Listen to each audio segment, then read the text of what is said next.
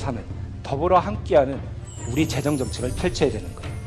스펙은 결과가 아니라 자부심이라야 합니다. 디자인적 사고를 통해서 이러한 진짜 문제를 찾기 위해서 노력할 겁니다. 떨어지는 추락하는 것에 안전근무를 만들어주고 싶다. 더불어민주당과 함께 동북아 중심국가 함께 만들었으면 좋겠습니다. 세상을 등진 수많은 분들의 그 가족들의 눈물을 미소로 바꿔. 범나고 범난 게 아니라지 않습니까? 대통령이 이 말은 뭡니까 그러면? 제가 필요한 때 필요한 법이 전에 사람이 중요하다고 말씀을 대통령이 얘기했지 않습니까? 주권자인 국민에게 사과하는 일이 뭐 이렇게 대단하게 잘못된 겁니까? 100번이라도 잘못했으면 사과해야죠. 의원님, 사경을 헤매고 있지 않습니까? 투명에는 길거리에 나가서 여러 외치고 종류가 있지 있습니다. 않습니까? 누구를 위한 총리입니까 도대체? 제가 안타깝다는 말씀을 드렸습니다. 안타까우면 왜 못 갑니까? 왜 손 한 번 못 잡아줍니까? 조치들에는 뒷받침이 필요한 겁니다. 뭔 조치했습니까 지금까지? 백남기 농민과 세월호 유가족을 위해서 뭔 조치했습니까? 때 현직 대통령 박근혜는 범죄 피의자입니다. 그것도 국가 권력을 사유화해서 사인들의 호주머니에 국가 세금을 털어넣은 가장 질 나쁜 투명하지 않은 국정 운영의 문제점을 지적하고 음지 권력의 발호에 맞서다가 역부족으로 도중 하차하고 말았습니다. 이후 국기문란사범으로 몰려 구속영장이 청구되기도 하고 국민들께 참여하는 심정으로 을로서 살다가 야당을 통해 하나된 대한민국을 만들자는 호소를 뿌리치지 못하고 지금 야당 의원으로서 이제 어찌됐든 간에 국정원이 단 한 명이라도 정말 대선에 개입하거나 그 정보를 가지고 유용하는 일이 벌어졌고 그걸 통제 못하는 사태가 발각이 됐다면 저는 국정원에 대해서 상상하지 못하는 네거티브한 개혁을 하는데 전혀 주저하지 않을 겁니다. 그거는 아마 모든 사람이 봐도 굉장히 헤비한 안이 될 거다. 그거는 그 선택, 어떻게 보면 그 선택은 국정원에 있는 겁니다. 그렇죠. 지금 예, 그렇습니다. 국정원에 있는 겁니다. 너희 살고 싶어 다 같이 살든지, 그리고 국정원에 대해서 평생 국정원을 사랑한 저랑 같이 죽든지, 그건 국정원이 선택해야 돼요. 보고된 건 9쪽짜리라고 그러셨죠? 노무현 대통령이 직접 보신 건 9쪽짜리입니까? 그거는 제 말을 사실로 보시는 겁니까? 아니 지금 아까 답변을 그렇게 하셨잖아. 아는 부분을 답했는데 모른다고 또 단정하시지 않았습니까? 아니 본인이 모른다. 그거 참 정말 아는 부분 안다고 답하고 모르는 부분 모른다고 하지 않습니까? 핵실에서 보고됐기 때문에 난 모른다고 그러셨잖아요. 보고된 경위를 모른다고 하지 않았습니까? 아니 글쎄 보고된 경위를 모르시니까 확인을 하셔서 그 경위에 대해서 정확하게 답변을 해주셔 서면으로 답변하시라는 얘기예요. 제 말이 뭐가 틀렸어요? 의원님, 예.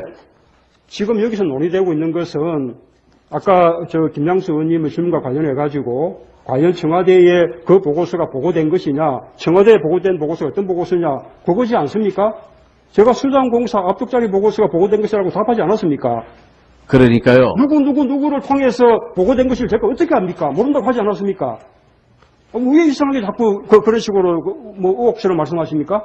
김동영 후보가 당선됐으면 좋겠다. 이명박 후보가 떨어졌으면 좋겠다. 라는 견해를 표명하면 어떡합니까? 그게 모순됩니까? 앞으로 그렇다면은 이명박 후보의 정책은 어떻다라는 얘기는 하지 마십시오. 우리가 내세웠던 정책, 우리가 해왔던 정책은 올바른 것이다. 그 얘기만 하십시오. 그렇다면 선거법에 위반이 안 됩니다. 선거법 위반, 안 위반하는 부분은 선거관리위원회가 판단할 문제고요. 지금 의원님도 전제가 잘못되어 있는 거 아닙니까?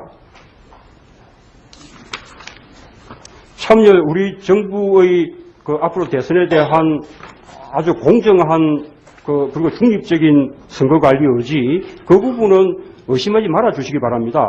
그 부분은 저도 의심하지 않고 싶은데 국정 브리핑에서 계속해서 상대 후보에 대해서 얘기가 나오니까 그렇습니다. 공정하지 않은 선거관리를 한 적이 없습니다. 경선에서 선출된 후보, 곧 정동영 후보 외에 지지할 후보가 없다라는 생각은 역시 비서실장께서도 마찬가지시죠? 그렇습니다. 그게 원칙이라고 생각합니다. 자, 그렇습니다. 그러니까 그런 부분들에 대해서 저희들이 지금 얘기를 하는 것이고, 그런 생각이 국정브리핑의 글로 나타나니까 제발 그러지 마라, 선거 중립을 지켜라 라는 얘기를 하고 있는 것입니다. 지금 여러 가지 이명박 후보에 대해서 의혹이 나오고 있는데, 만일 그런 불법 의혹이 사실이라면은 대통령이 될 자격조차 없는 사람이다 라는 얘기까지를 내뱉고 있습니다. 그런 얘기들 앞으로 주의하시겠습니까? 당시 경선 과정에 한나라당의 그런 부분을 주의하시겠습니까? 선거법에 위반되지 않도록? 선거법 위반이 아니라는 판정이 있지 않았습니까? 일방적으로 말씀하십니까? 이미 선거위에서 유리해라라는 진영 가운데 속보가 나왔었잖아요. 기 때문에 그 비판이 사실일 경우에는 자격이 없다는 것이고, 반면에 그 의혹 제기가 또 사실이 아닌 경우에는 의혹 제기한 쪽에서 책임져야 될 것이다. 그렇게 원론적인 말을 한 거 아닙니까? 선거관리위원회도 선거법 위반은 아니라고 판정하지 않았습니까? 전략이나 무슨 면에서 중요한 문제가 있는 거 아닐까요? 저는 정말 이 질문이야말로 이렇게 편파적인 질문을 할 수가 있는 것입니까? 오히려 2차 시위는 우리 당이 적극적으로 나서서 평화를 중재했고, 실제로도 평화 시위가 되게끔 주도적인 역할을 했습니다. 국민들로부터 높이 평가받았습니다. 어쩜 그렇게 자신감 있게 얘기를 하시는지. 그리고 이분이 워낙 말씀이 없으신 분이었지 말을 못하는 사람이 아니었어요. 근데 자기가 정확하게 알고 있는 얘기가 아니면 얘기를 잘 안 하세요. 근데 어제 그 저녁 교과서 아침 그 관훈 2개 다 깜짝 놀랐어요, 저는. 이제 제가 보면서 야, 우리가 해낼 수 있겠구나 그런 생각이 들더라고요. 결국은 그 사회자한테 사과를 받았죠.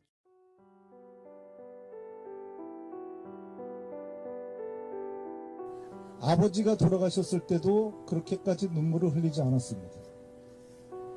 저는 눈물을 흘려본 적이 있습니다. 나는 그 사람이 저를 위로해 줬을 때 뜨거운 눈물을 흘렸습니다. 저는 그 사람이 대통령이 된다면 목 놓아 울고 싶습니다. 저는 그 사람의 그림자가 될 것입니다. 만약에 그분은 부패하지 않을 것입니다. 그러나 정책에서 의견을 달리할 수 있을 것입니다.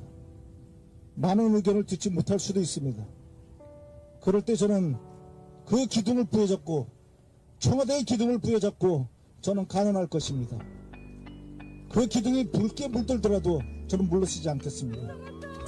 이거 하나만은 약속드립니다.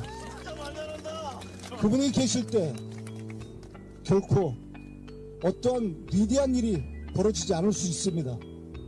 그러나 그분이 위대한 일을 갖다 하지 못할지라도 그분은 언제나 국민을 생각하고 조용히 자기가 생각나는 일이 아니라 5년 후, 10년 후의 일을 염두에 두고 정책을 펼 것이라는 것을 저는 믿어 의심치 않습니다.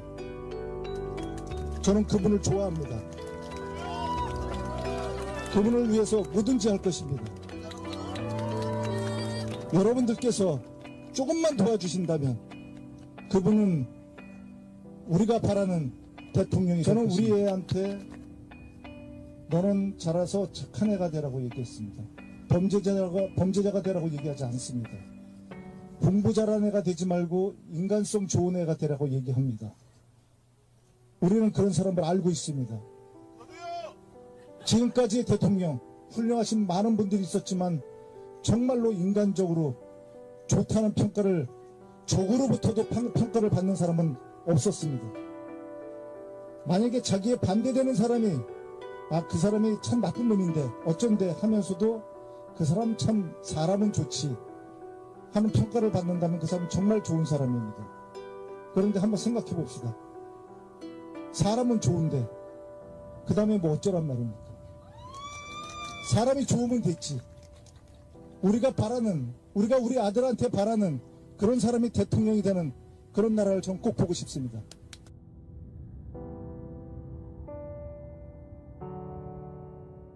아까 전에 고구마라고 하셨잖아요. 막 목이 막힌다 이러는데 일반적으로 고구마는 되게 대표적인 부황작물이에요.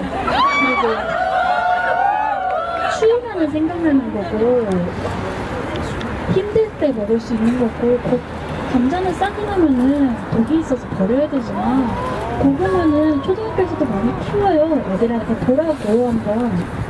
그리고 줄기도 안 버리잖아요. 버릴 게 없으신 분이에요. 그렇게 이해하고